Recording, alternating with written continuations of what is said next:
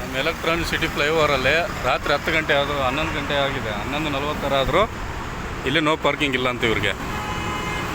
10 ಗಂಟೆ ಮೇಲೆ ಎಲ್ಲಾದರೂ ನಿಲ್ಲಿಸಿದ್ರೆ ಯಾರು ಕೇಳಲ್ಲ. ಇಲ್ಲಿ ಇವ್ರಿಗೆ ನೋ ಪಾರ್ಕಿಂಗ್ ಮಾಡಬಾರ್ದು ಅಂತ ಅಂದ್ಬಿಟ್ಟು ಹೇಳ್ತಾ ಇದ್ದಾರೆ.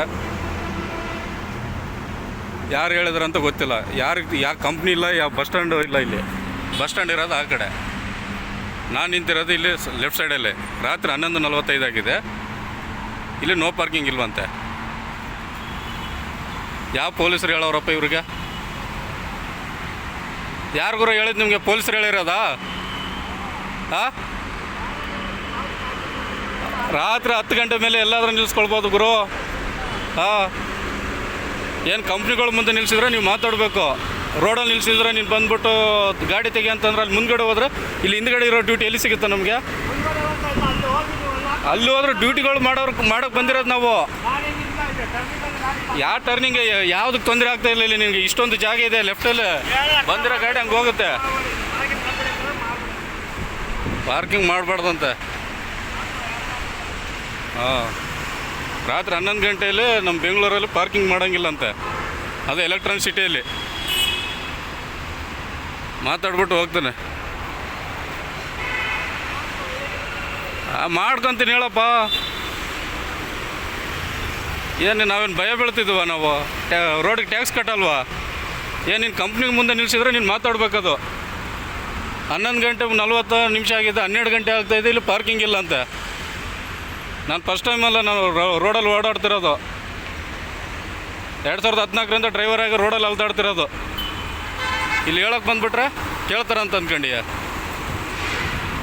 ಡೇ ಟೈಮ್ ಅಂದರೆ ತೊಂದರೆ ಆಗುತ್ತೆ, ಟ್ರಾಫಿಕ್ ಕಿರಿಕಿರಿ ಆಗುತ್ತೆ ಅಂದರೆ ನಡೆಯುತ್ತೆ. ಸಿಗ್ನಲ್ಗಳು ಜಂಪ್ ಮಾಡಿದ್ರೇ ಕೇಳಲ್ಲ, ಅಂಥದ್ರಲ್ಲಿ ಇಲ್ಲಿ ನಿಲ್ಲಿಸಿದ್ರೆ ಕೇಳೋಕ್ಕೆ ಬಂದವನು. ಇಲ್ಲಿ ವಿಡಿಯೋ ಮಾಡ್ತಿದ್ರೆ ಹೋಗ್ಬಿಡ್ತಾರೆ. 10 ಗಂಟೆ ಮೇಲೆ ಇಲ್ಲ ಅಂತ.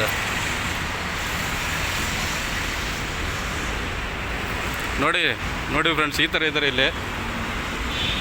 ನೈಟ್ 10 ಗಂಟೆ ಆದಮೇಲೆ ಪಾರ್ಕಿಂಗ್ ಎಲ್ಲಾದರೂ ನಿಲ್ಲಿಸ್ಬೋದು, ಯಾರೇನು ತೊಂದರೆ ಕೊಡೋಲ್ಲ.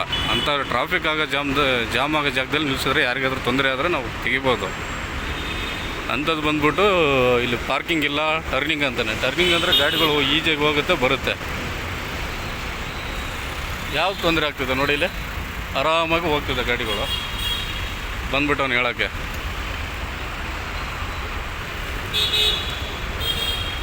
ಬರಲಿ ಸರಿ, ಕರ್ಸು ಪೊಲೀಸರನ್ನ ಅಂತ ಹೇಳ್ತೀನಿ. ಏನು ಆಟ ಆಡ್ತಿದ್ದಾರೆ ಅಂದ್ಕೊಂಡಿದ್ದಾರೆ ನಮ್ಮ ಡ್ರೈವರ್ಗಳ ಹತ್ರ. ಡ್ಯೂಟಿಗಳು ಬೀಳ್ತಿಲ್ಲ ಅಂತ ನಾವು ಸಾಯ್ತಾ ಇದ್ದೀರಿ. ಇಲ್ಲಿ ಗಾಡಿ ತೆಗಿಬೇಕಂತ ಇಲ್ಲಿರೋದು ಬಸ್ಗಳು ಬಂದು ತಮಿಳ್ನಾಡು ಬಸ್ಸು ನೀವು ಸ್ಟಾಪ್ ಕೊಡ್ತಾರೆ. ಇಲ್ಲಿ ನಾವು ಇಲ್ಲಿ ನಿಲ್ಲಿಸ್ಕೊಂಡಿದ್ದೀವಿ. ಯಾರೋ ಬುಕ್ ಮಾಡಿದ್ರೆ ಇಲ್ಲೇ ಪಿಕಪ್ ಆಗುತ್ತೆ. ಇಲ್ಲಿ ಯೂಟರ್ನ್ ಮಾಡ್ಕೊಂಡು ಹಿಂಗೆ ಹೋಗ್ಬೋದು. ನಾವು ಟಾಟೇಜ್ ಬರ್ತಿದ್ದಲ್ಲ, ಅಲ್ಲಿ ಕಾರ್ ನಿಂತಿದೆ, ಅಲ್ಲಿಂದ ಹೋಗ್ಬೋದು. ರಾತ್ರಿ 10 ಗಂಟೆಯಲ್ಲಿ ನಮ್ಗೆ ಬಂದ್ಬಿಟ್ಟು ಗಾಡಿ ಎತ್ತು ಮುಂದೆ ಹಾಕು. ಏನು ತಮಾಷೆನೇ ಇದು? ವಿಡಿಯೋ ಮಾಡ್ತಿದ್ರೆ ಹೋಗಿದ್ದಾನೆ ಆ ಕಡೆಗೆ. ಬರಲಿರೋ ಅವನು ಇಲ್ಲೇ ಮಲ್ಕೊತಿದ್ವ, ಟೆಂಟ್ ಹಾಕೊಂಡು ಕೂತ್ಕೊತಿದ್ವಿ. ಇಲ್ಲಿ ನಾವು ಡ್ಯೂಟಿ ಬಿದ್ದರೆ ಹೊಟ್ಟೋಗ್ತೀವಿ.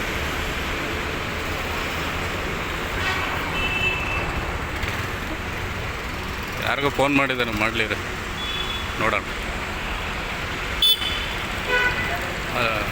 ಆಟೋ ಸ್ಟ್ಯಾಂಡಲ್ಲಿ ಹಾಕಿದರೆ ಆಟೋದವ್ರಿಗೆ ತೊಂದರೆ ಆಗುತ್ತೆ ಅಂತ ಅಂದ್ಬಿಟ್ಟು ನಾವು ಲೆಫ್ಟ್ ಸೈಡಲ್ಲಿ ಹಾಕ್ಕೊಂತಿದ್ವಿ. ಇಲ್ಲಿ ಈ ಲೆಫ್ಟ್ ಸೈಡು ನೋ ಪಾರ್ಕಿಂಗ್ ಇದೆ. ಡೇ ಟೈಮ್ ಮಾಡೋಂಗಿಲ್ಲ. ವರ್ಷ ರಾತ್ರಿ ಟೈಮಲ್ಲಿ ಯಾರಿಗೆ ತೊಂದರೆ ಆಗ್ತಿದೆ? ಇಲ್ಲಿ ಯಾರಿಗೆ ತೊಂದರೆ ಆಗ್ತಿಲ್ಲ. ಯಾರು ಒಂದು ಗಾಡಿ ಬಂದು ನಿಂತಿಲ್ಲ. ಆರ್ಡರ್ ಮಾಡ್ತಾವ್ರ ನಮಗೆ ಇಲ್ಲ. ಅದು ಏರ್ಪೋರ್ಟ್ ಬಸ್ ಬಂದೈತೆ, ಅದ್ರ ಪಾಡಿಗೆ ಅದು ಹೋಗುತ್ತೆ. ನಾನೇ ಸೈಡ್ ಪಿಕಪ್ ಮಾಡ್ತಿದ್ದೇನೆ. ಇಲ್ಲ, ಯಾವುದೋ ಬುಕ್ಕಿಂಗ್ ಬಿದ್ದರೆ ಹೊಟ್ಟೋಗ್ತೀವಿ.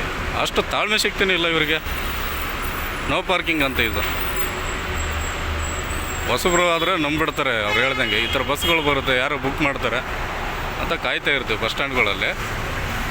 ಅಲ್ಲೊಂದು ಬಸ್ ಬಂತು ತಮಿಳ್ನಾಡಲ್ಲಿ, ಬುಕ್ ಮಾಡ್ತಾರೆ ಅಂತ ಕಾಯ್ತಿದ್ದೀವಿ.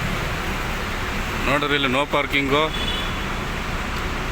ಮುಂದೆ ಹೋಗಿ ಹಾಕೋ, ಹಂಗೆ ಎಲ್ಲ ಮಾತಾಡ್ತಾರೆ.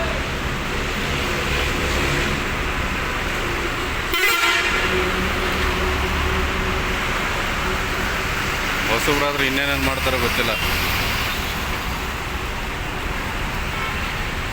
ಇದು ಎಲೆಕ್ಟ್ರಾನಿಕ್ ಸಿಟಿಯಿಂದ ಏರ್ಪೋರ್ಟ್ಗೆ ಹೋಗುವಂಥ ಬಸ್.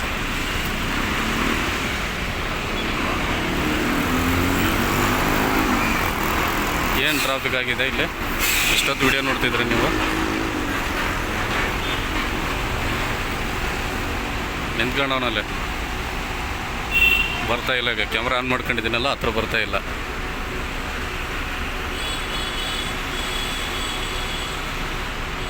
ಈ ಥರ ಇರುತ್ತೆ ತೊಂದರೆ ಬೆಂಗಳೂರಲ್ಲಿ ನೈಟ್ ಡ್ಯೂಟಿ ಮಾಡೋರಿಗೆ. ಧೈರ್ಯವಾಗಿ ಮಾತಾಡಿದ್ರೆ ಹಿಂದೆ ಹೋಗ್ತಾರೆ, ಧೈರ್ಯವಿಲ್ಲದೆ ಮಾತಾಡಿದ್ರೆ ಮುಂದೆ ಬರ್ತಾರೆ ತಿರ್ಗೋರು. ಈಗ ಬಸ್ ನಿಂತವನೆ, ಅವನು ಕೇಳ್ಬೇಕಾನೆ. ಬಸ್ಸನ್ನು ಎಲ್ಲಿ ಬಂದು ನಿಂತಿದ್ದಾನೆ ನೋಡ್ರಿ, ಇವಾಗ ಕೇಳ್ಬೇಕು. ಕೇಳಲ್ಲ. ಯಾಕಂದರೆ ಡ್ರೈವರ್ ಅಂದರೆ ಏನೋ ಒಂದು ಕೀಳು ಥರ ಕಾಣ್ತೀವಿ ನಾವು ಎಲ್ಲೊಬ್ಬ ಡ್ರೈವರ್ಗಳಂದರೆ. ಏನೋ ಲಿಂಕ್ ಇದೆ ಇವರು ನಮ್ಮ ಪ್ರಕಾರ ಅದರಿಂದ.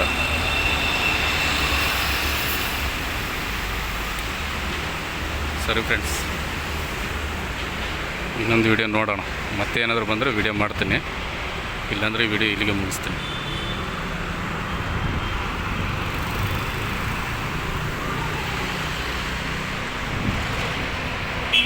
ಹಾಗೆ ಅಲ್ಲಿ ನಿಂತಿರ್ಬೇಕಾದ್ರೆ ಎಲೆಕ್ಟ್ರಾನಿಕ್ ಸಿಟಿ ಫ್ಲೈಓವರ್ ಹತ್ರ ಸೆಕ್ಯೂರಿಟಿ ಹತ್ರ ಗಲಾಟೆ ಮಾಡ್ಕೊಂಡಲ್ಲ, ಟ್ರಾಫಿಕ್ ಇನ್ಸ್ಪೆಕ್ಟರ್ ಬಂದರು.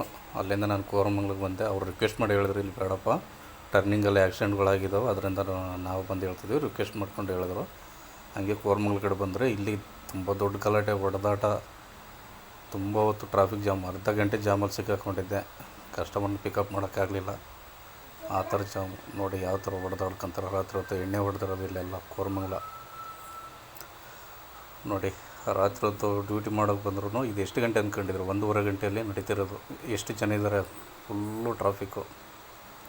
ನಿಂತು ನೋಡೋರು ಜಾಸ್ತಿ, ಬಿಡಿಸೋರು ಕಡಿಮೆ. ಅಲ್ಲಿ ಫುಲ್ಲು ಜಾಮಾಗಿಬಿಟ್ಟಿತ್ತು ನೈಟ್ ಹೊತ್ತು. ನಾನು ನಮ್ಮದೊಂದು ಪರ್ಸ್ನಲ್ ಪಿಕಪ್ ಇತ್ತು, ಏರ್ಪೋರ್ಟಿಗೆ ಹೋಗೋದಿತ್ತು. ಅದರಿಂದ ಹಂಗೆ ಖಾಲಿ ಮಾರ್ತಳ ಕಡೆಗೆ ಬಂದೆ ನಾನು.